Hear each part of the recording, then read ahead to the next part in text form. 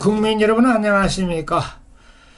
타관철의 정치 토크 무조건 깐다. 오늘 네 번째 시간 한국 보수의 폭망 이유를 한번 까보도록 하겠습니다. 한국 보수파 이래서 되겠는가? 조금 분량이 좀 많습니다. 따라서 조금 스피디하게 말을 진행해 보도록 하겠습니다. 상당히 추상적 개념이 많기 때문에 아마 알아듣기가 상당히 힘들 수도 있어요. 그래서 두 번, 세 번 정도 아주 집중해서 잠이 안 오시는 분들 특히 집중해서 들어주시면 좋겠습니다.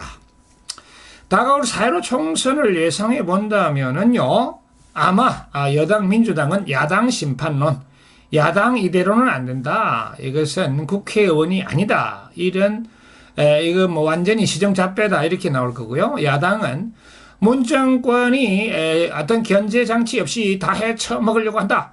당장 심판하지 않으면 우리나라는 독재 국가로 갈 것이다. 뭐 이렇게 선거 프레임을 짜고 있을 것입니다. 각각 자신들의 승리를 예상한다고 하지만 저의 예상은 민주당의 과반 획득이 가능할 것으로 보이고요. 정의당 등 민주당과 정책 공조를 할 수 있는 군소정당의 약진이 보일 것 같고 보수 통합 세력이 많이 위축될 것 같습니다. 약 80석 내외 정도로 보수 계열 정당의 참패에 가까운 성적표가 나오지 않을까 생각해 봅니다. 21대 국회에서 별 존재감 없이 어영부영하다가 아마 국민의 지탄을 많이 받고 깨시민들의 여러 가지 경멸과 조롱 때문에 보수 우파의 운명은 곧 끝이 나지 않을까 이렇게 예상해 보고 있습니다. 물론 보수 우파가 보수의 진정한 가치를 다시 재편하고 정말 국민을 열심히 설득하며 문 정권 또는 그 이후에 차기 민주당 정권이 뻘짓을 하고 헛발질을 하고 그야말로 뭐 자가당착에 아주 그냥 건방지고 오만하고 이렇게 되면 또 물론 변수는 있습니다만은 그렇게 될 가능성은 별로 없다고 봅니다. 왜냐하면 지금 영입되고 있는 민주당의 신진 세력들이나 또 여러 가지 인적 구성으로 보면 상당히 똑똑하고 양심적이고 멋있다. 이렇게 보기 때문에 쉽게 몰락하지는 않을 것이다. 이렇게 예상을 해보고 있습니다. 자, 그렇다면 자유한국당을 필두로 하는 한국의 보수 우파 갑작스런 몰락 이유를 살펴보기 전에 그 막강했던 일본의 자유당 같이 아주 막강했던 한국 보수당의 계보를 먼저 한번 살펴볼 필요가 있겠습니다. 이승만의 자유당이 있었어요. 이승만의 자유당. 이승만이 한 가지 잘한 것은 결국 그 토지 개혁, 유상몰수 유상분배, 이거는 우리가 조금 인정을 해줘야 할 것 같습니다. 그래서 열심히 자기 땅을 가지고 열심히 했기 때문에 농업에서 어느 정도의 성과가 생산력이 향상되었다 이렇게 보고 있습니다. 그 다음에 박정희의 민주공화당 열심히 개발 독재를 했고 또 근대화에 주력했습니다. 우리도 한번 잘 살아보세 했고 전두환의 민주정의당 정의하고 별로 상관없었습니다만은 전두환 역시 경제성장에 상당한 역할은 어느 정도 인정된다고 보여집니다. 민주주의는 개판 5분 전이었지만 노태우의 민주자유당이 있었고요. 민자당이 있었고 김영삼의 신한국당, 이명박의 한나라당, 박근혜의 새누리당으로 카멜레온처럼 아주 찬란하게 개명을 했었죠. 그러나 막판에 박근혜의 뻘짓과 탄핵으로 그 로기 상태로 변해버렸고 자유한국당으로 겨우 명맥을 유지하고 있으나 강한 여당 민주당에 이제 대항하기 위해서 고육지책으로 보수 통합하여 총선에 임하려고 하나 통합되면은 자유한국당이라는 당명마저 사라질 운명에 처해 있습니다. 뭔가 새롭게 보이려고 카멜레온처럼 변신하고 당명도 계속 바꾸었지만 그것이 무엇이었느냐? 자신들의 특권 유지, 정권 유지, 기득권 유지의 몸부림 그 이하 이상도 아니었던 것이 자세히 밝혀지고 있죠.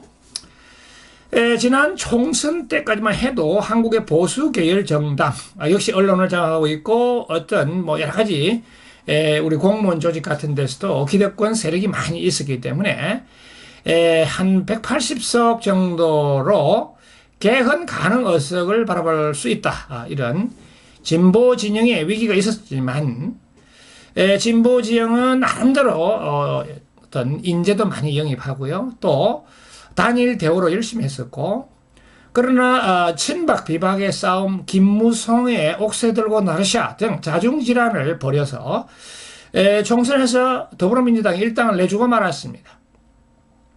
일본의 자민당처럼 수십 년간 무한의 힘을 계속 발휘하리라고 예상이 되었죠. 왜냐하면 우리는 남북 대치 상황이 있기 때문에. 그런데 왜 이렇게 급전직하하여 추락하여 이제 존폐의 기로에 서 있게 되는 것인가? 자, 뭐니 해도 제1의 원인은 바로 깨시민의 등장입니다. 세계 최고의 지식과 정의감을 가진 새로운 대한민국 국민의 탄생이다. 국민들이 계속 깨고 있다. 그러면 어떻게 우리가 무슨 의식화 교육을 받는 것도 아니요, 뭐 정치 교육을 받는 것도 아니요, 어떻게 깨버렸느냐? 그동안 민중은 개, 돼지이고 배불리 먹여주면 된다. 그리고 까불면 무참히 응징해버리면 된다. 뭐 이렇게 통치와 지배 대상으로서만 생각했죠. 그리고 우리는 잘났기 때문에 개, 돼지들이 나의 행동을 보고 대리만족할 것이다. 이렇게 생각했어요. 그런데 대부분의 시민들이 어떤 주체의식을 가지게 되었죠. 아, 이렇게 해서는 안 되겠다. 우리가 주인인데 왜 이래?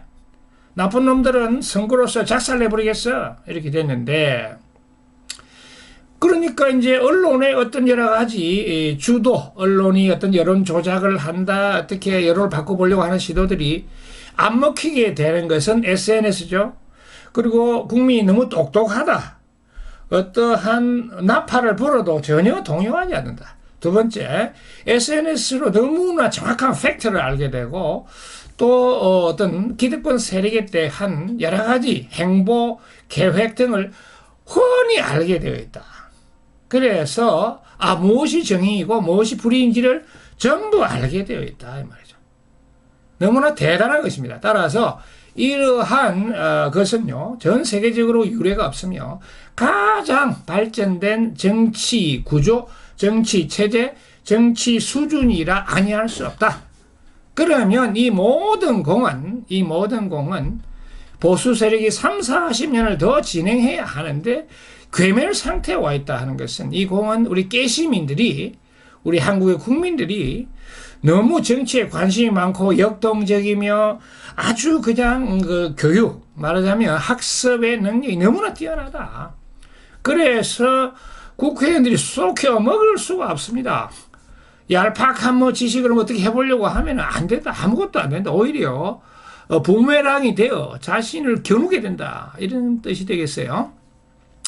특히 SNS 잘 아시잖아요. 우리가 페이스북이다, 유튜브다, 밴드다, 카카오다, 시시각각으로 올라오는 수준 높은 정보, 논평, 대화, 댓글, 어마어마하죠. 그 다음에 개인 방송들 얼마나 뉴스 공장이라든지 알릴레오라든지 여러 가지 깊이 있는 그런 방송들이 시시각각으로 나오기 때문에 우리는 모든 진실을 잽싸하게 알 수가 있다 하는 것이죠. 자, 이것이 가장 큰 놀라운 환경적 변화였던 것입니다. 자, 두 번째는 무엇인가? 새누리당의 자만이었어요. 좀 겸손하고 충직하고 선제적으로 국민의 요구를, 불만을 빨리 반응해서 정당이라는 것은 스폰지가 되어야 되니까요. 각 어떤 세력들, 이익집단들, 국민의 마음을 빨리 받아들여서 정치에 반영했어야 되는데 너무 느려 터졌어요.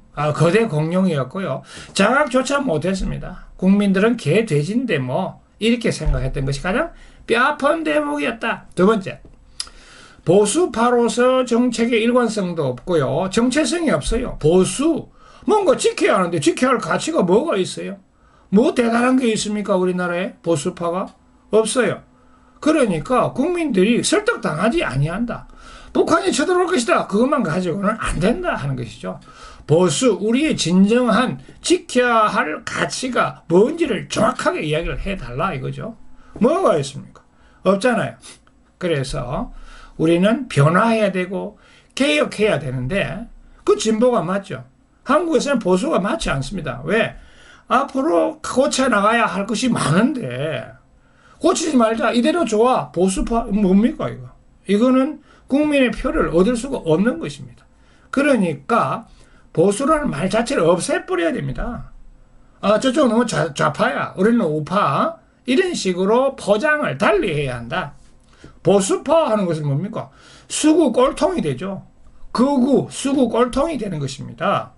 난 재벌이니까 계속 가자. 나는 고관 대작이니까 계속 가자. 이런 것이 바로 수구 꼴통인데 그렇게 해서는 안 되겠다 하는 것이죠. 자, 그럼 이러한 기득권의 확대 강화를 위한 이익 집단에 불과하다. 이 공당이 아니죠. 공당이 아니고 이익 집단에 불과하다. 이거는 아니겠습니다.